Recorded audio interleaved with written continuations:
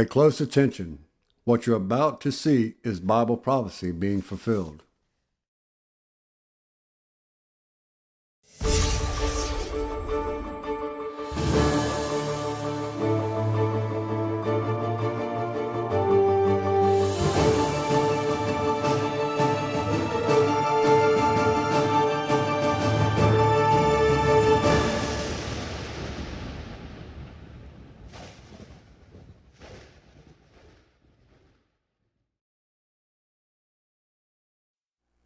Welcome to another edition of YPN News, bringing you news as it relates to Bible prophecy and foretold by Yisro Hawkins. Well, the big thing that's in the news right now is the U.S. strike on Iraq, killing a major general of Iran. Of course, a man that was much beloved. And the question in the air right now is, what is going to be Iran's response to that? And of course, what will be the follow-up response from the United States? Well, we have that and many other articles that we're going to talk about today, that being one of the main things in the news. But we're going to first talk about the U.S., which launched a drone strike that killed an influential military leader in Iran, a move that created even more tension in an already heated region. The Middle East is divided between an alliance of two major military powers, the United States and Iran. The United States has military bases across the Middle East, and its allies include Saudi Arabia, Kuwait, and Israel, along with many others. Iran has allied itself with Syria, Hezbollah, the Houthi rebels in Yemen, and parts of the Iraqi administration.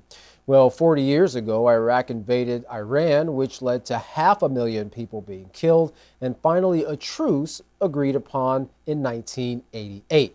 While Iran retook most of its territory that was lost during that war. Well, then in the early 2000s, the U.S. fought against Iraq and finally captured Saddam Hussein in 2003. Well, since then, U.S. forces have been based in Iraq right on Iran's border. Now, a move that has troubled Iran ever since. Iran has conducted joint naval exercises with Russia and China in recent weeks for the first time in the Gulf of Oman. Now, Iran had used its proxies in Lebanon, Syria, and Iraq to strike U.S. forces in the area. And since the attack on the U.S. embassy in Iraq, the U.S. said enough. Now, for 20 years, Major General Soleimani was the architect for foreign policy in the region, and Iran will not easily replace him and his influence anytime soon. Well, the recent U.S. missile strike in Iraq appears to be in retaliation for the attacks, as we said, against the U.S. embassy in Baghdad.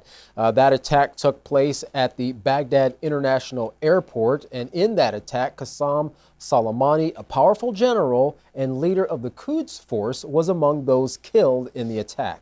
The U.S. government considers him a terrorist, and during the height of the Iraq War, the forces that Soleimani directed were responsible for killing 600 Americans, along with covert operations in Syria and Lebanon against Israel.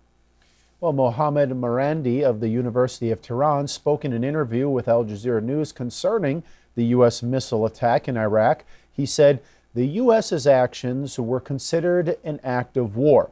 The United States has murdered a senior military official in Iran, a person who is highly popular in the country.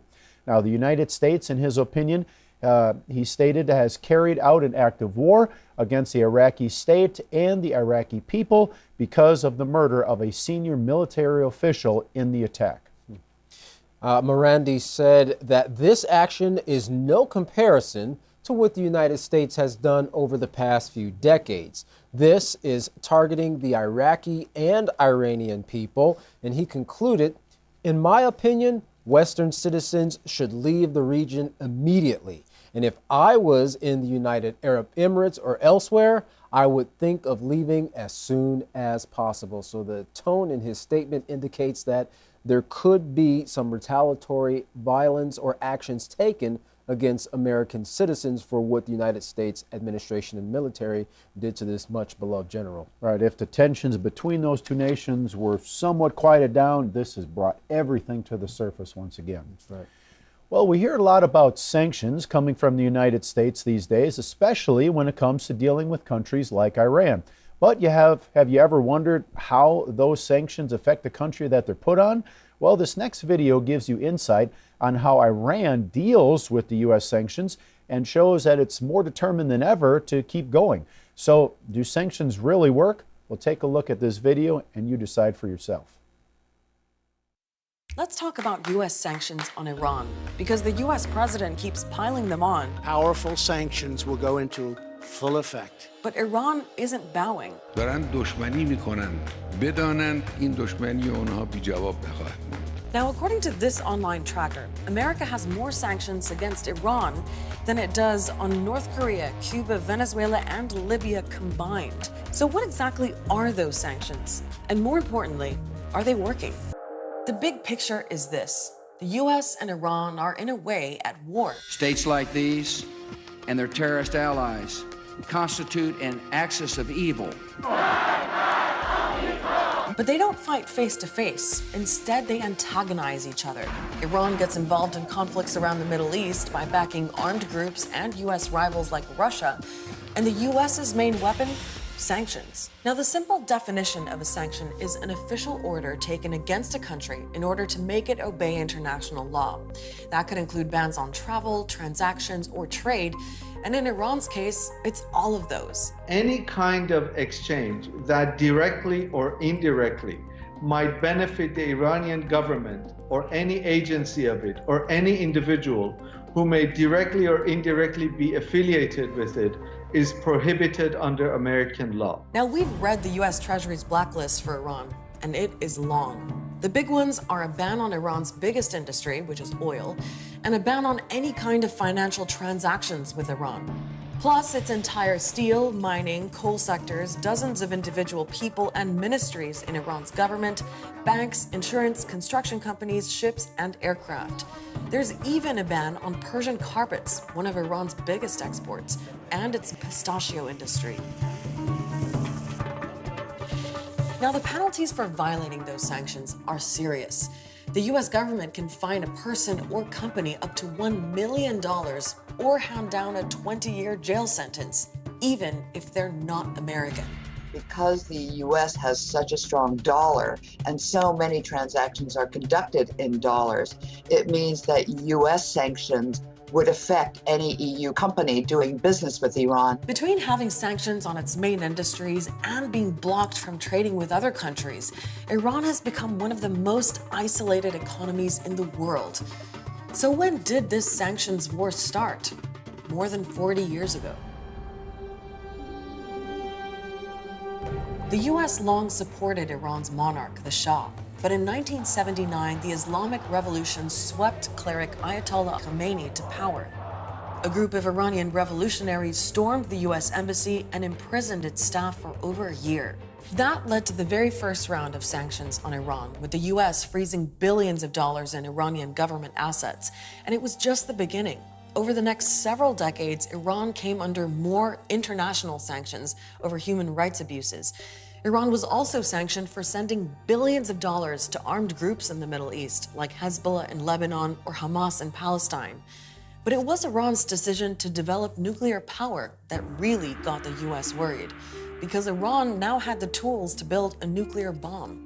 Since 2003, a nuclear crisis has been brewing between Iran, the United States, and its European allies when it was revealed that Iran has 2 nuclear facilities that it did not declare to the IAEA. So in 2011, the U.S., together with the UN, issued a massive heap of economic sanctions on Iran to A, stop any money flowing to its nuclear program, and B, to pressure Iran into potentially striking a diplomatic deal.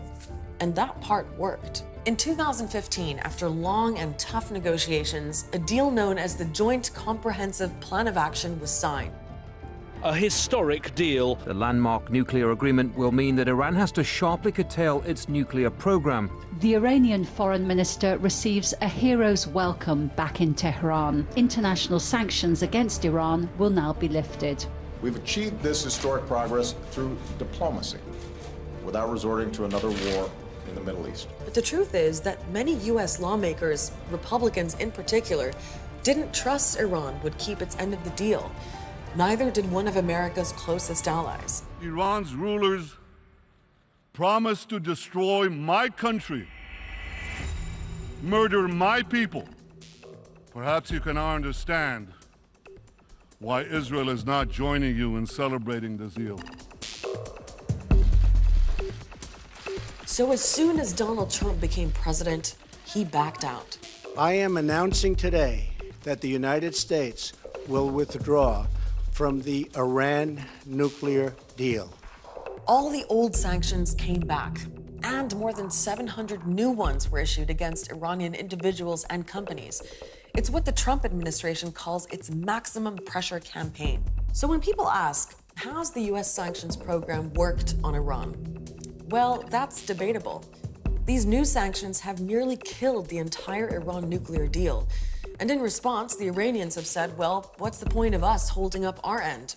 So they've now restarted some low-level nuclear activity. And they will probably continue to do so until the EU takes action to deliver on some of their commitments, which they're not able to deliver because of US pressure. The eventual outcome could be an Iran withdrawal from the nuclear accord and also the death of the whole deal. Sanctions have managed to cripple Iran's economy, but Iranians are getting around them. Human mules have carried smuggled goods across the border for years. Electronics, phones, beauty products, medicine, cigarettes. The list goes on. The long years of sanctions have led the Iranians to develop many of their own domestic products inside that have substituted for those things that they can't bring in. But when sanctions come, there's a dip, and then somehow the economy starts reacting and responding and compensating, and within 3 or 4 years, it's back to growth. Another question is whether Iran's government can survive many more years of instability. Don't get me wrong, it still has a lot of support, but recent protests across Iranian cities have exposed some discontent with those in power. Anger, frustration, and growing concern in Tehran. The protests erupted after Iran's government, which has been strapped for cash, increased the price of fuel to raise funds. In November, thousands of people were arrested. Rights groups say more than 300 were killed. And at one point, there was a total internet shutdown. Iran's leaders say they were responding to a bigger threat.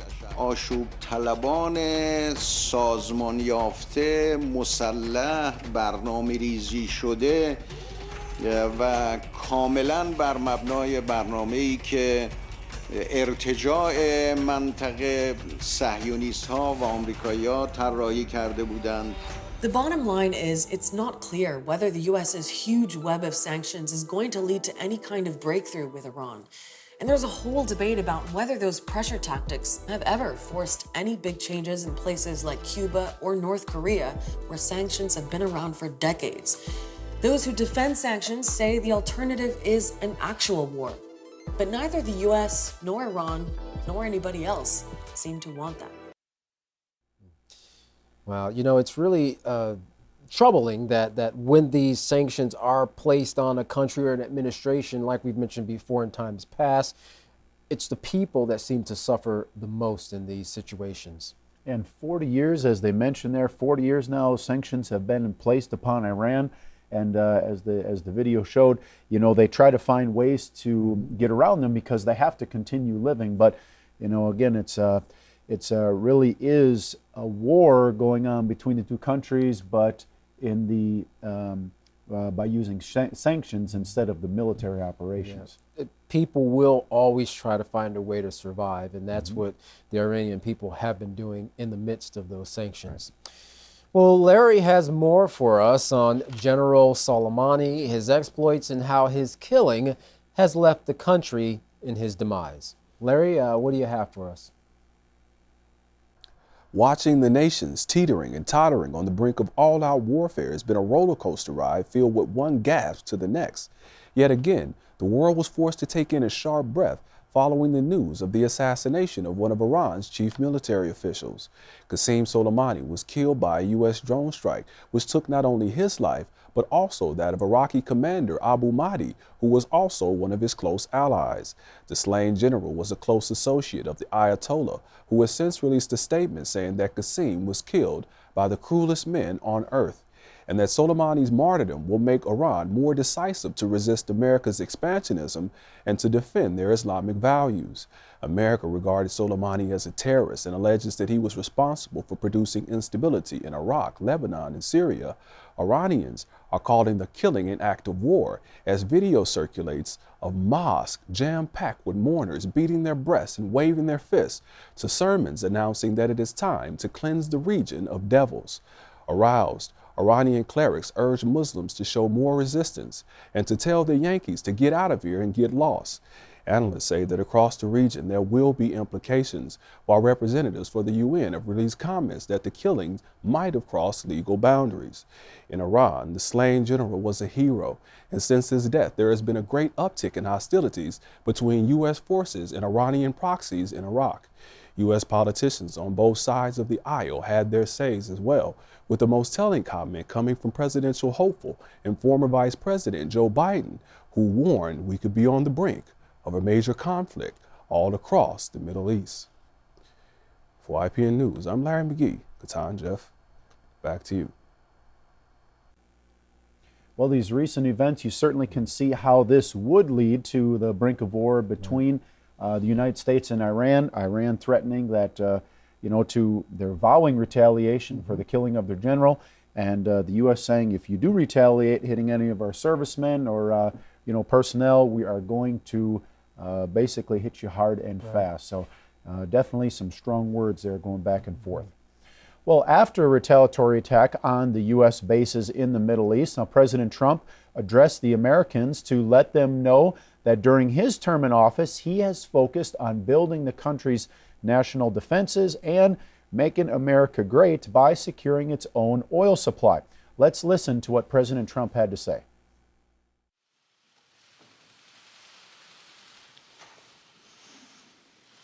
As long as I'm President of the United States, Iran will never be allowed to have a nuclear weapon. Good morning. I'm pleased to inform you the American people should be extremely grateful and happy. No Americans were harmed in last night's attack by the Iranian regime. We suffered no casualties. All of our soldiers are safe, and only minimal damage was sustained at our military bases. Our great American forces are prepared for anything. Iran appears to be standing down, which is a good thing for all parties concerned and a very good thing for the world.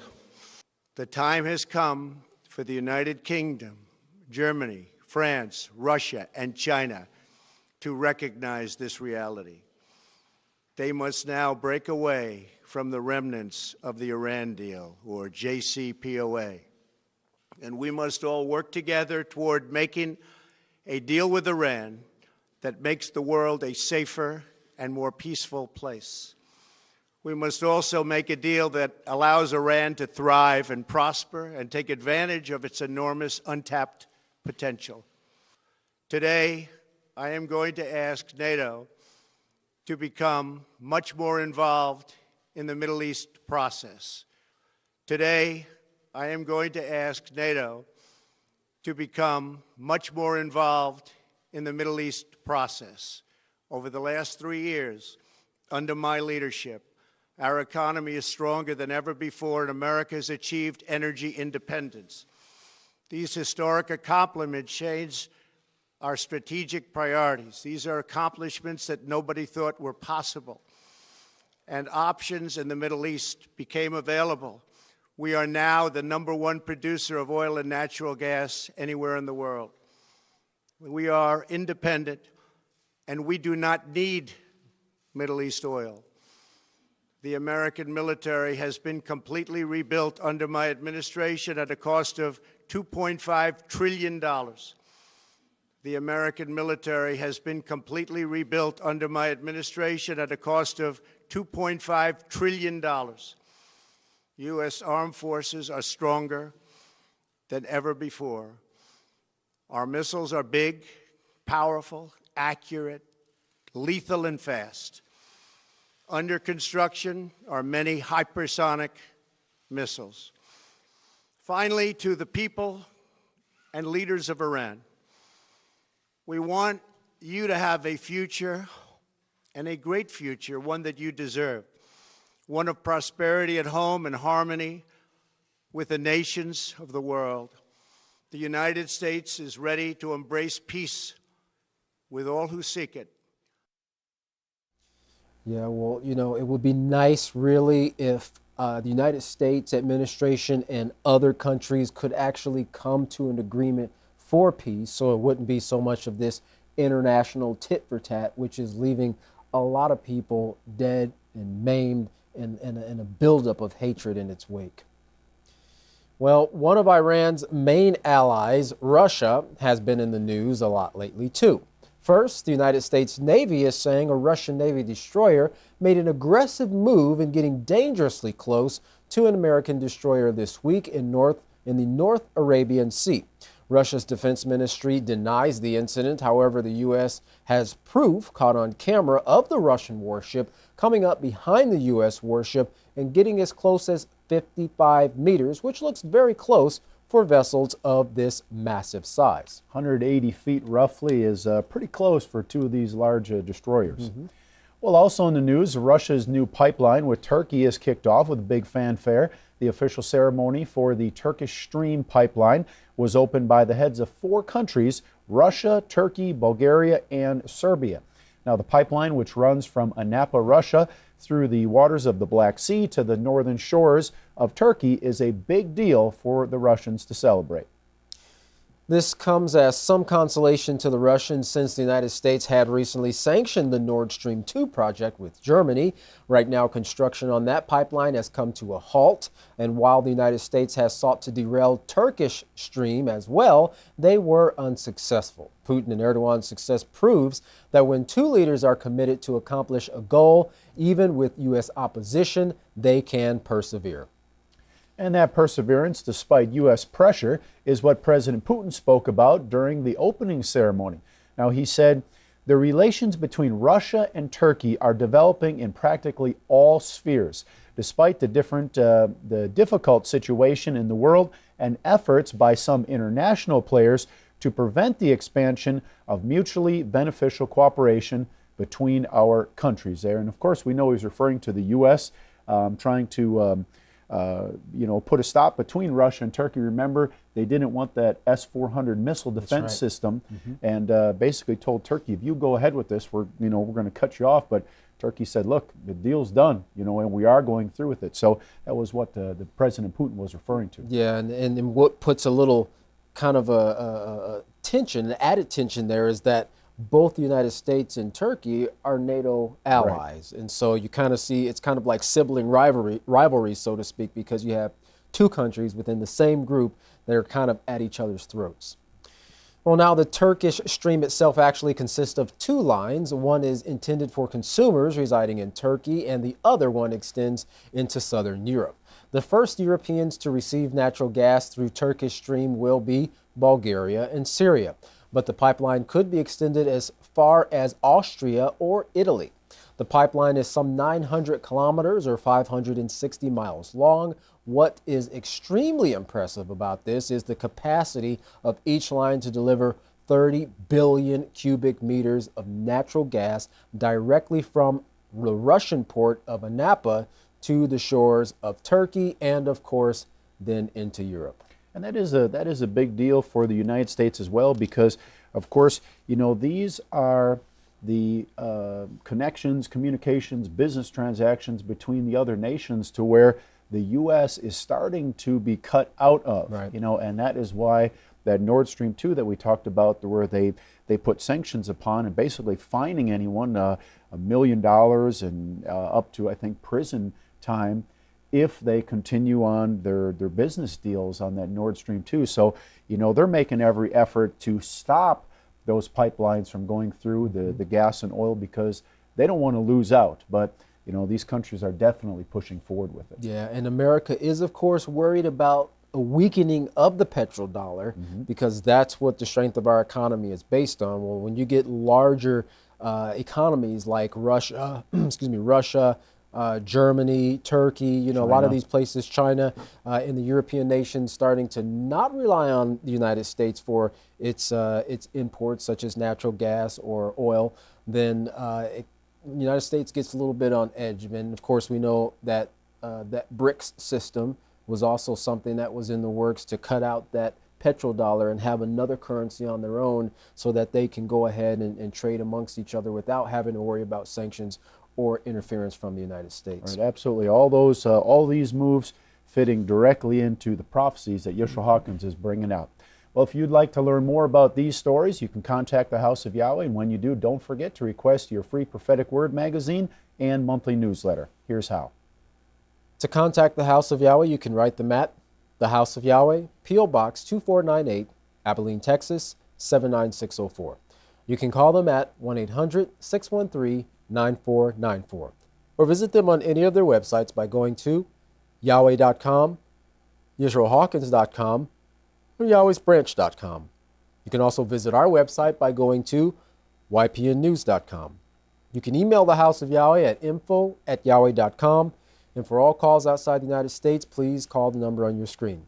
And of course, as we mentioned in times past, don't forget the greatest study tool to aid you in your understanding and studies of the Holy Scriptures, the Yisrael Says and Ask Yisrael programs. Those, of course, are free online, 24 hours a day, 7 days a week. You can find those by going to YisraelSays.com and AskYisrael.com.